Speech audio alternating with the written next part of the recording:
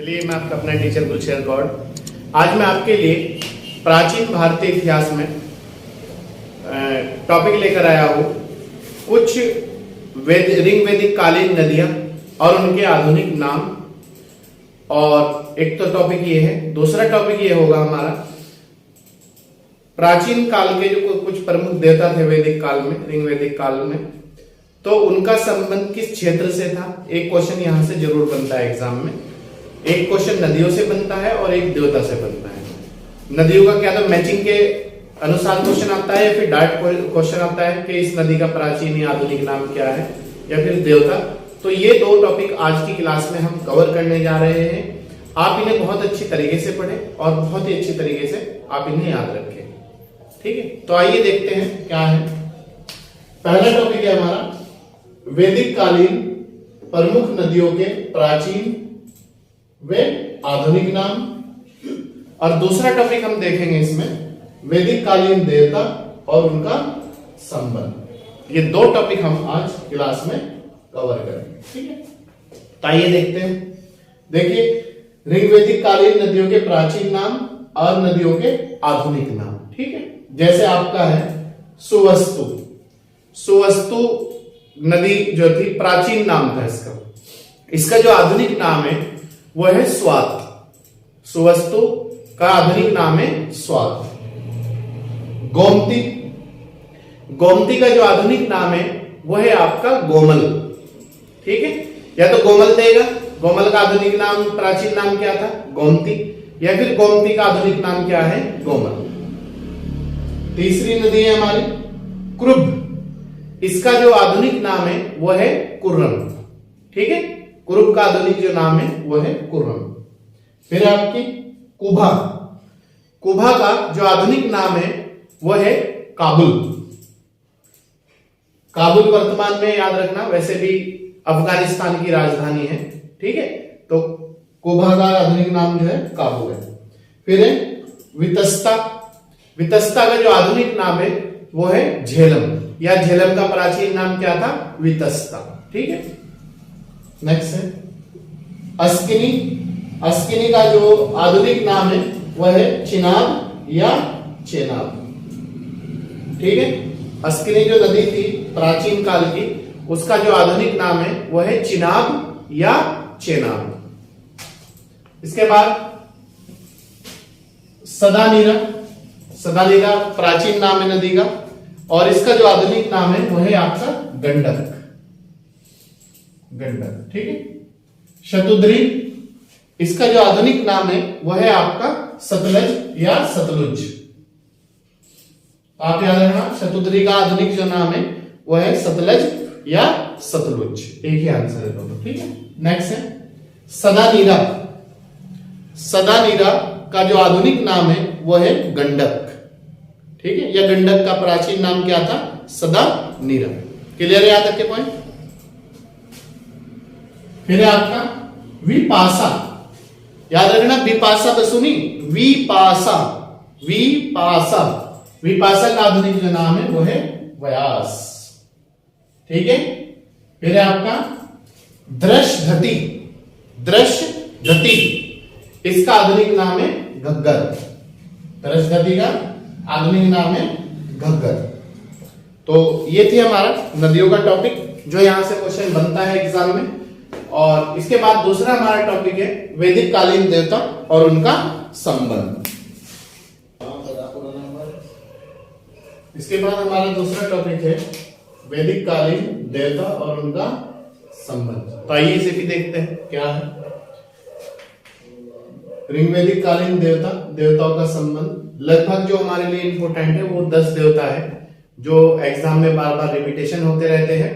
और यही आप देखेंगे अगर 10 से 15 साल का पेपरों का एनालिसिस करके, चाहे वो यूपीएससी का करिएगा, पीसीएस का करिएगा, पीसीएस जे का करिएगा, या फिर आप ग्रुप सी के जितने भी एग्जाम है, पुलिस, एसआई वगैरह, इन सब का अगर आप एनालिसिस करेंगे तो लगभग क्वेश्चन इसके इर्द गिर्द ही घूमता है। ठीक है, तो आप इसे बहुत अच्छी तरीके से पढ़ें, कोई भी समस्या नहीं। जैसे आपका है मरुत। मरुत जो देवता थे वो थे आपके आंधी और तूफान के देवता। ये माना जाता है जो आंधी चलती है, जो तूफान चलता है, वो मरुत के थ्रू ही चलता था उस समय प्राचीन काल में। ठीक है। इसके बाद इंद्र जो देवता थे ये बहुत प्रमुख माने गए हैं। ये माना गया है जो युद्ध वगैरह होता था कि उसे इंद्र कराते थे, और जो वर्षा होती थी, वर्षा और युद्ध के जो देवता माने गए हैं वो है आपके इंद्र।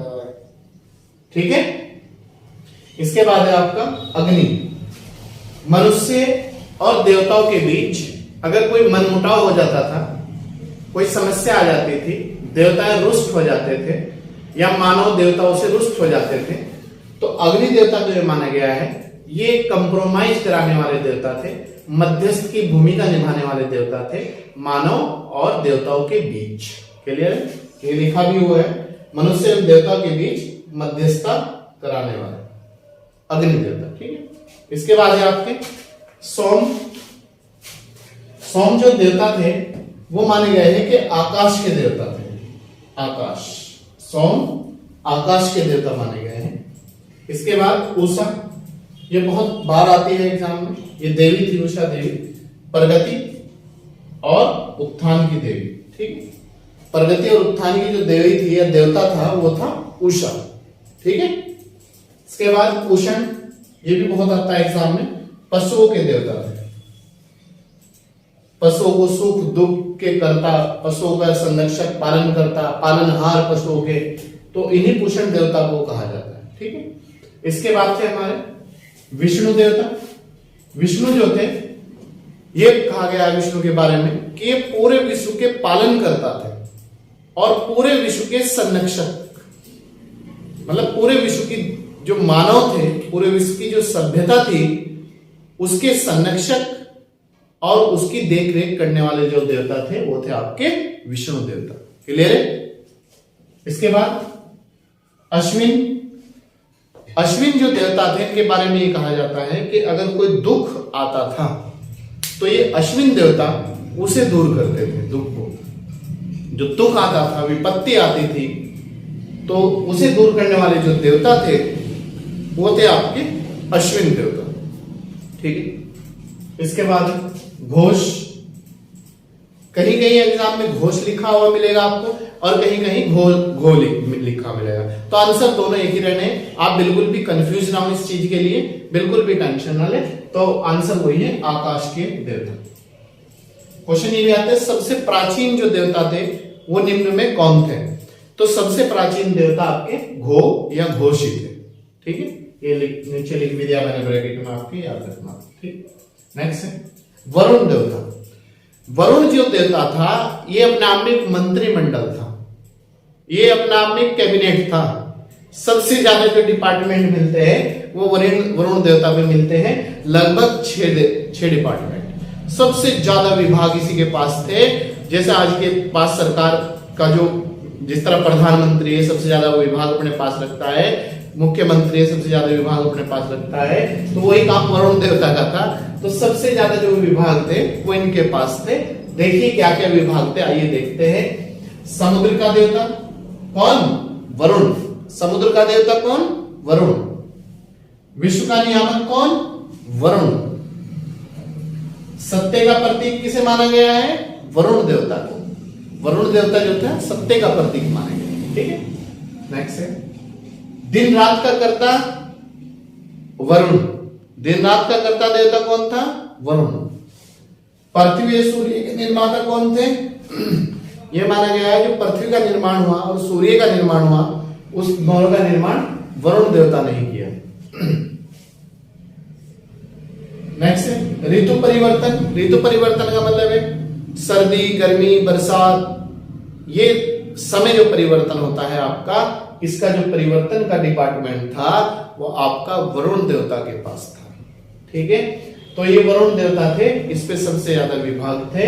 और एक तो सोम देवता मोस्ट इंपोर्टेंट, उषा इंपोर्टेंट, और उषण देवता भी बार बार आ रहा है एग्जाम में, ये भी बहुत इंपोर्टेंट है। और विष्णु कई बार आ गया एग्जाम में, ये भी बहुत इंपोर्टेंट है आपका।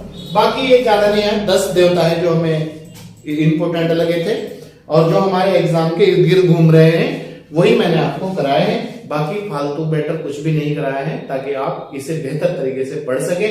और कोई समस्या अगर आपको आए पढ़ने में या समझने में, तो आप हमें कमेंट बॉक्स में कमेंट करके बताएं, और ये भी बताएं आपको हमारी क्लास कैसी लगी। ठीक है, तो ये सब चीजें।